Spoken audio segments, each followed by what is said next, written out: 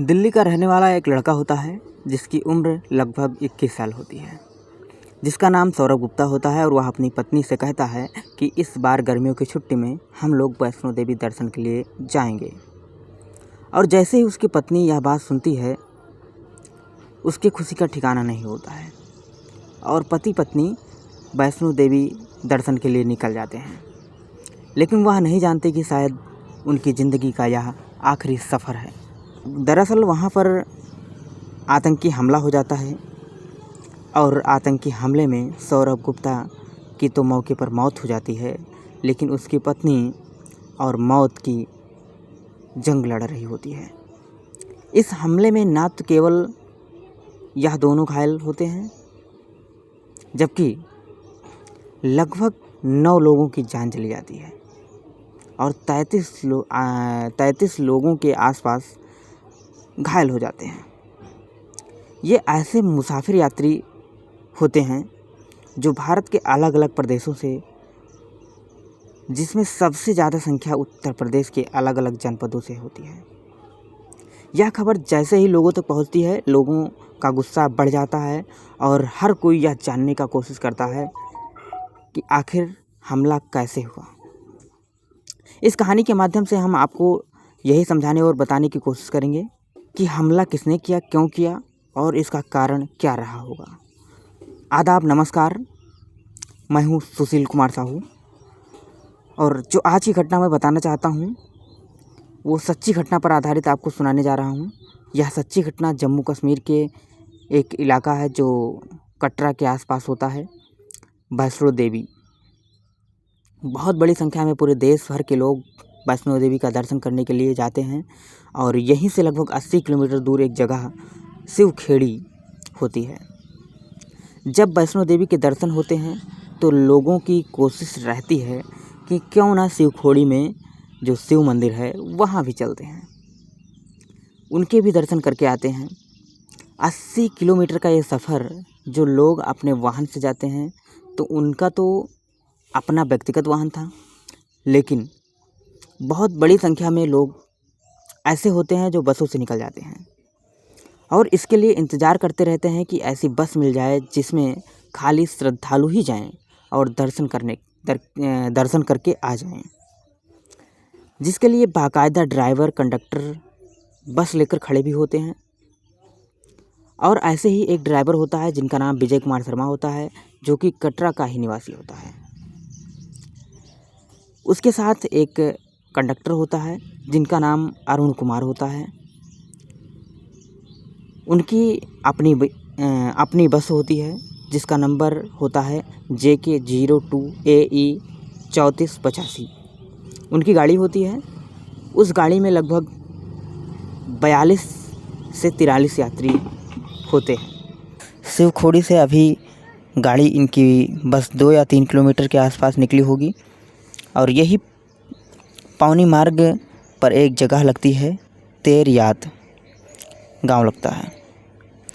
दरअसल जैसे ही उस मोड़ पर यह गाड़ी मुड़ती है, अचानक से एक सामने से व्यक्ति होता है जिसने सेना के कपड़े पहने हुए थे, जो सेना की वर्दी होती है, लेकिन उसने अपने चेहरे को ढका हुआ था और उसके हाथ में एक हथियार होता है। उसने कोशिश की कि शायद वो रुक जाए, लेकिन ड्राइवर समझ जाता है कि शायद कुछ ना कुछ अनहोनी होने वाली है, क्योंकि यहाँ पहले से ही आतंकी घात लगाए बैठे रहे थे और एक आतंकवादी निकल के सड़क के बिल्कुल बीचों बीच आ जाता है और वह देखते ही देखते विजय कुमार की तरफ बंदूक दिखाने की कोशिश कर रहा था ताकि उसको डराया जा सके, धमकाया जा सके, शायद उसको रोकने की प्लानिंग हो रही थी। लेकिन विजय कुमार ने बिना डरे, बिना हिचके गाड़ी वहाँ से तेज़ निकालने की कोशिश की, क्योंकि उसके ऊपर लगभग 42 यात्रियों की जिम्मेदारी थी।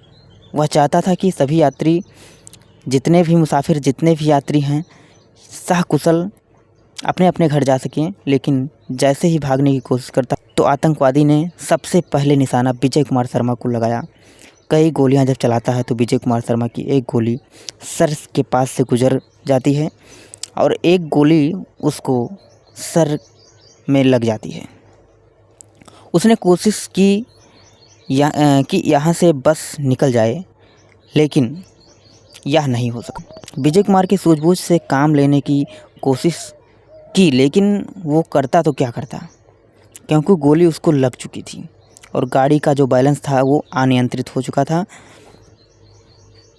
मुश्किल से 100 से 200 मीटर या उससे थोड़ी बहुत और आगे बढ़ी होगी और विजय कुमार उस गाड़ी को लेकर खाई में गिर जाता है, यानी कि लगभग 200 मीटर गहराई में खाई की तरफ गाड़ी जा रही है। उठते 1-2 बार नहीं, कम से कम 7 से 8 बार गाड़ी पलट जाती है।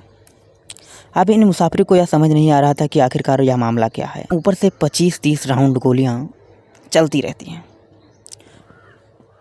तो जाहिर सी बात है भगदड़ और भी मच जाती है, परेशानी और भी बढ़ जाती है। आखिरकार क्या हो रहा है, कि कौन गोली चला रहा है, कौन क्या कर रहा है, कुछ पता नहीं चल पा रहा था।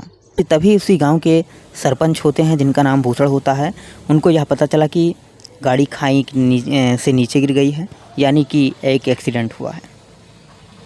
उनको यह नहीं पता था कि आतंकवादियों ने हमला बोल दिया है। वह लगभग 40 से 50 लोगों के साथ मौके पर पहुंच जाते हैं और सरपंच भूषण और उनकी जो बाकी साथी थे, उन्होंने एक रेस्क्यू अभियान चलाया। कौन कौन लोग इसमें घायल हैं, कैसे हैं, हादसा कैसे हुआ।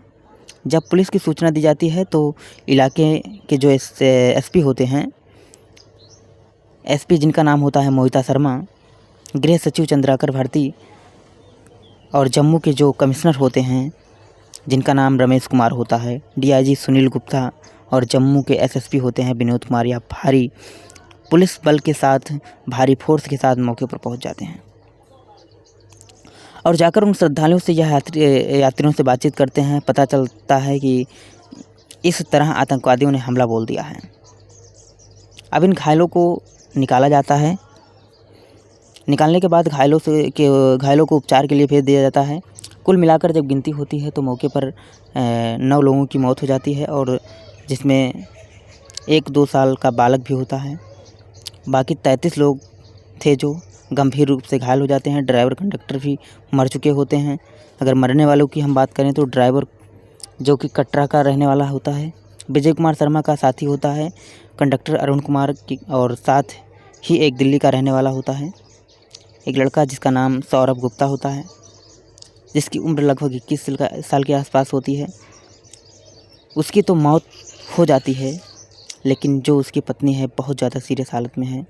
वह ज़िंदगी और मौत के बीच जंग लड़ रही है। राजस्थान का ज़िला जयपुर लगता है।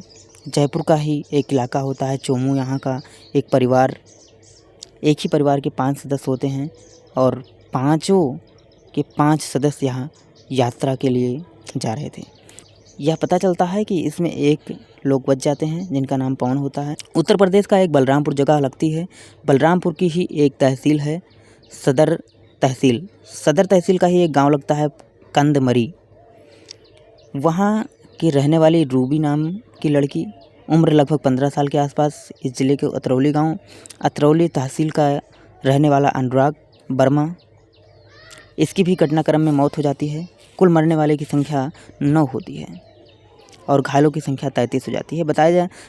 घायलों में बताए जाते हैं कि नोएडा के बंटी लक्ष्मी मीरा और राजस्थान के पवन उषा और दिल्ली के राधा देवी, राघव दीक्षा गोंडा के उषा पांडे, काजल बलरामपुर के प्रीति आयुष, गीता संतोष, शिवा रजत, अजय भिवानी, मेरठ के प्रदीप तरुण, पवन और बनारस के नेहा मिश्रा, गोरखपुर की गायत्री देवी, और इस तरह से घायलों के नाम हैं। एक तरफ देश में नई सरकार का जश्न का माहौल चल रहा था तो दूसरी तरफ जम्मू में रियासी इलाका